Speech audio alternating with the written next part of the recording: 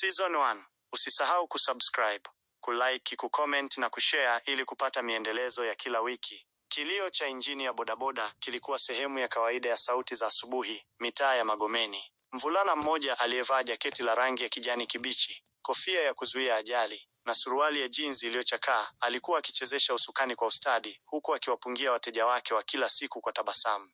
Aliitwa Amani ya, kijana mwenye umri wa miaka 27. Hakumaliza shule ya sekondari kutokana na changamoto za kifamilia, lakini hakuwa mtu wa kukata tamaa. Bodaboda ilikuwa kila kitu kwake, ndiyo kazi, ndiyo maisha na mara nyingi ndiyo tumaini. Siku moja jua lilipokuwa limeamka taratibu, alipaki pikipiki yake pembeni ya duka la mangi, akisubiri abiria. Muda si mrefu, gari aina ya Range Rover nyeupe ilisogea mbele yake na kusimama. Kioo kiliteremka polepole na kutoka sura ya msichana mrembo aliyekuwa amevalia miwani ya giza na nguo za bei ghali. "Samahani kaka, unaweza kunipeleka Mlimani City?" aliuliza kwa sauti nyororo. Amani alishtuka, gari zuri kama hilo, halafu mtu anataka kupanda bodaboda, lakini hakutaka kuuliza maswali mengi.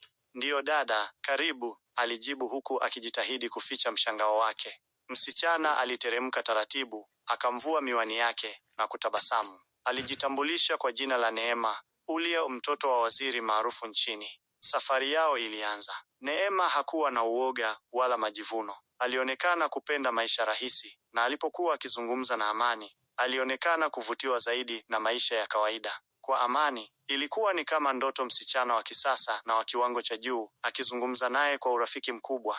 Baada ya safari, Neema alishuka na kulipa nauli mara 2 ya kawaida. "Tafadhali hifadhi namba yako, huenda nikahitaji tena usafiri wako," alisema.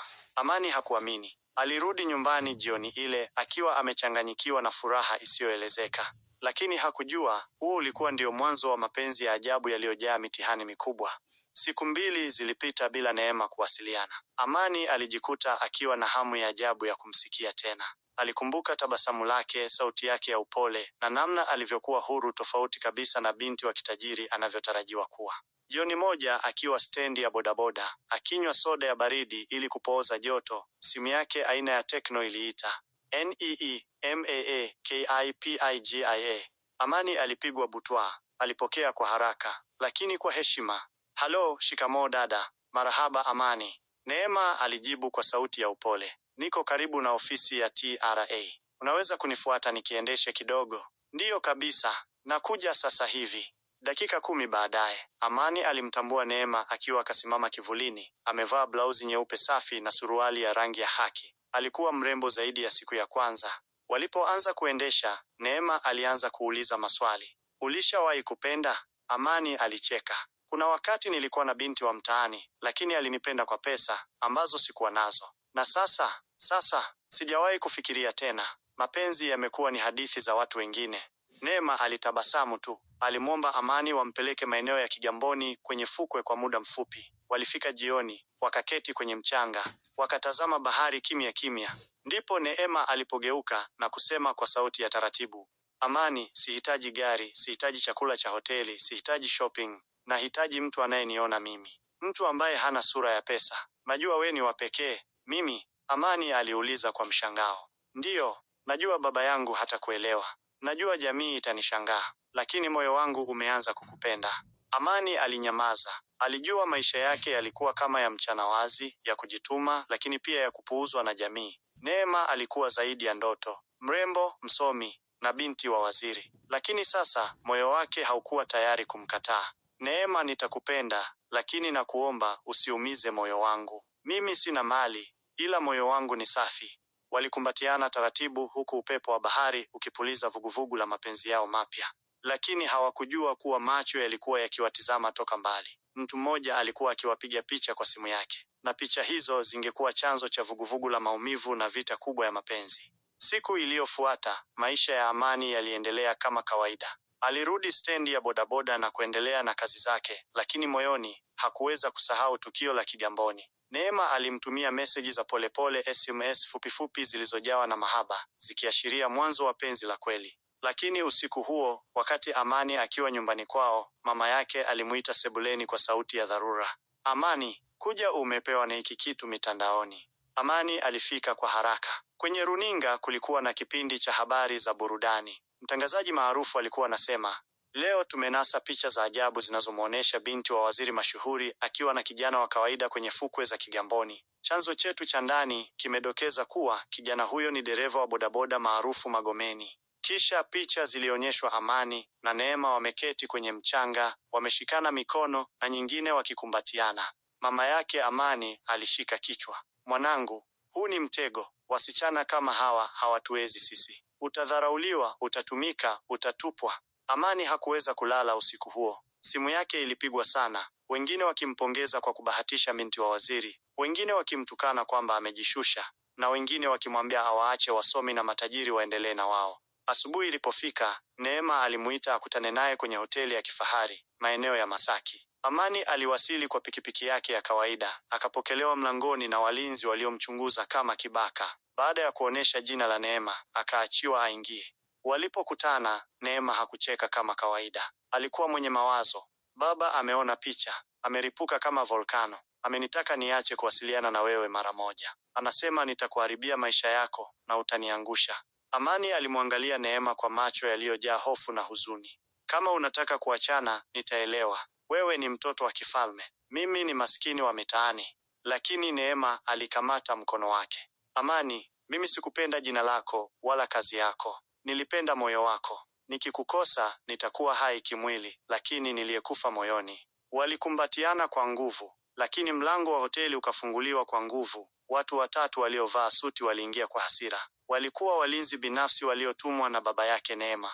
Neema, simama, twende nyumbani sasa hivi. Huyu kijana hatufai. Amani akasimama haraka kujaribu kuzuia, lakini mmoja wa walinzi alimsukuma kwa nguvu hadi akapiga meza. Neema alipiga kelele, lakini walimvuta kwa nguvu na kuondoka naye. Amani alibaki pale akiwa ameshika tumbo, damu ikimtoka puani. Penzi lilikuwa limeanza vizuri, lakini sasa liligeuka kuwa vita kati ya tabaka, familia na hisia. Je, Amani atakubali kushindwa mapema? Na Neema ataweza kusimama dhidi ya baba yake kwa ajili ya upendo? Siku 3 zilipita bila Amani kusikia chochote kutoka kwa Neema. Simu yake ilizimwa. Meseji hazikujibiwa. Kila siku alipita mbele ya ile hoteli waliokutana mara ya mwisho, akitumaini angemuona kwa bahati nzuri, lakini haikutokea. Amani alianza kukonda. Alipokuwa kazini, marafiki zake walimcheka, wengine walimhurumia. Alisikia watu wakinong'ona, yule kijana alitamani sana maisha ya juu. Sasa vipi? Si wameachana tu? Hivi kweli binti wa waziri anaweza kuolewa na dereva wa bodaboda? Hii si bongo movie. Lakini Amani hakuweza kuachilia. Upendo wake kwa Neema haukuwa maigizo. Alimpenda kweli, kwa moyo wake wote.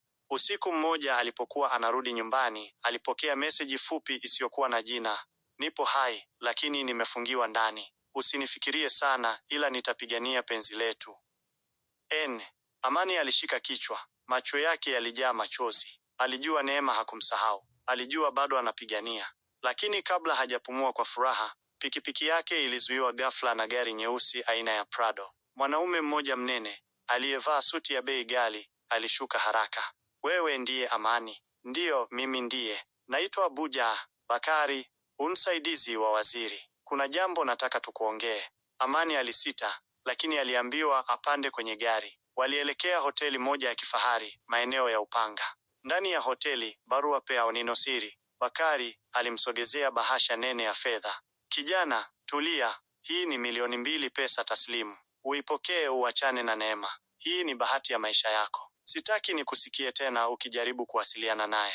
Na kama sitakubali? Amani aliuliza kwa sauti ya upole lakini ya dharau. Basi tutakumaliza kisiasa, kibiashara na kimwili. Tunamjua kila rafiki yako, kila mtaa unaopita. Amani alisimama taratibu. Alikamata ile bahasha, akaifungua mbele ya macho yao. Kisha akatoa noti moja ya 10,000. Akaiweka mfukoni na kurudisha bahasha kwa meza. 10,000 nitatumia kujaza mafuta. Hizo nyingine ziwape wanaowahonga wanawake kwa pesa. Mimi napenda kwa moyo, si kwa hela. Alitoka nje akipigwa picha na walinzi, wakimtisha. Lakini hakujali. Usiku ule alilala nyumbani akiwa hana pesa mfukoni, lakini moyo wake ulikuwa na thamani kubwa zaidi, heshima. Lakini asubuhi ilipofika, mama yake aliamshwa kwa mlango kugongwa vikali. Polisi walikuwa wamesimama mlangoni. Tuna hati ya kumkamata Amani kwa tuhuma za kumiliki bangi na kukorofisha mtoto wa waziri. Mama alipiga kelele. Amani alitoka nje taratibu, akainua mikono. Haki haipotei. Mtanikamata, mtanitukana, lakini moyo wa Neema hauwezi kufungwa jela. Na hapo akaondoka, pikipiki yake ikiachwa ikipigwa jua. Siku ya kwanza mahabusu ilimfunza Amani kwamba dunia ya haki ni ya walionacho. Alirushwa seli ya watu waliokuwa na kesi nzito: wezi, wauzaji wa madawa na hata majambazi waliokubuhu. Askari walimchukulia kama mhalifu sugu. Huyu ndio yule kijana wa kwenye mitandao, mmoja wao alicheka. Kaka, mapenzi yanaweza kukuua, mwingine aliongeza kwa dhihaka.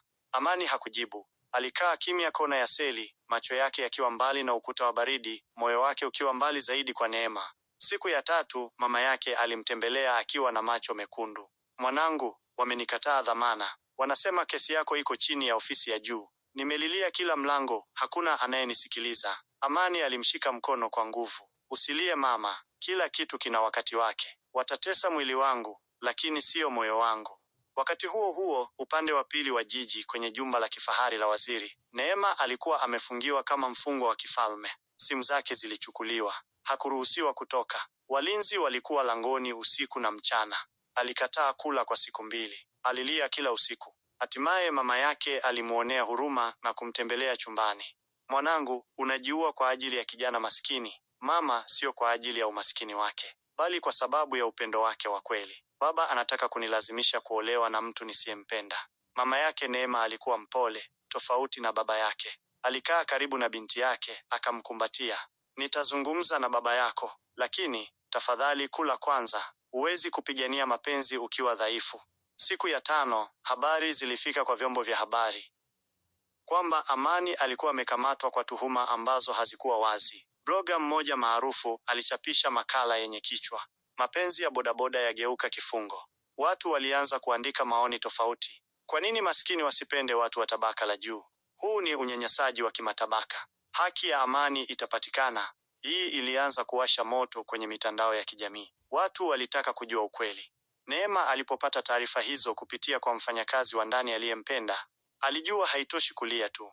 Usiku ule, alimuomba dada wa kazi amsaidie kuandika ujumbe mmoja mfupi. Ujumbe huo uliwekwa kwenye kurasa ya Twitter ya Neema, aliyopewa access ya siri. Ulikuwa na maneno haya: upendo haupaswi kufungwa kwa minyororo ya tabaka. Mpenzi wangu yuko jela kwa sababu ya kunipenda. Nimechoka kuwa binti wa waziri, nataka kuwa mwanamke huru. Neema.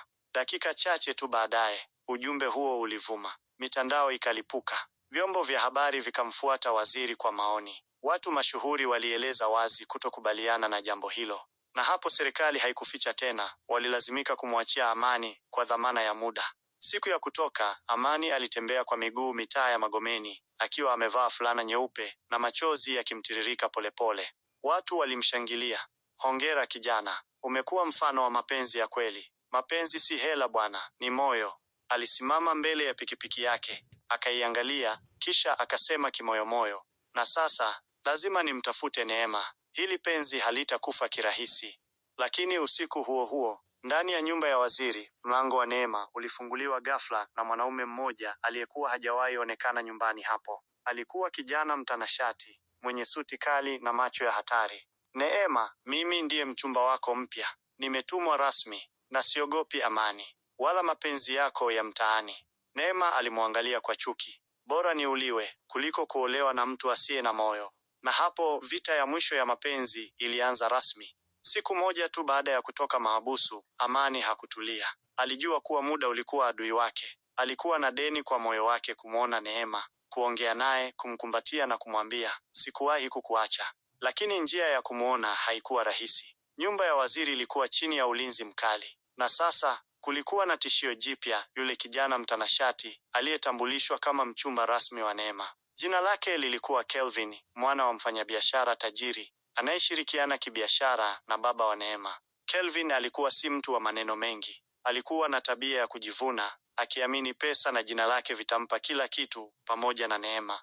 Wakati huo, Neema alikuwa akipambana kimya kimya. Alitafuta njia ya kutoka nyumbani. Kwa msaada wa yaya mmoja aliyekuwa akiugua mtoto wake, aliweza kupata simu ya zamani aliyokuwa amehifadhi chumbani kwao zamani. Alimwandikia Amani ujumbe mfupi: tafadhali nikuone kesho saa 3 usiku. Ukuta wa nyuma wa shule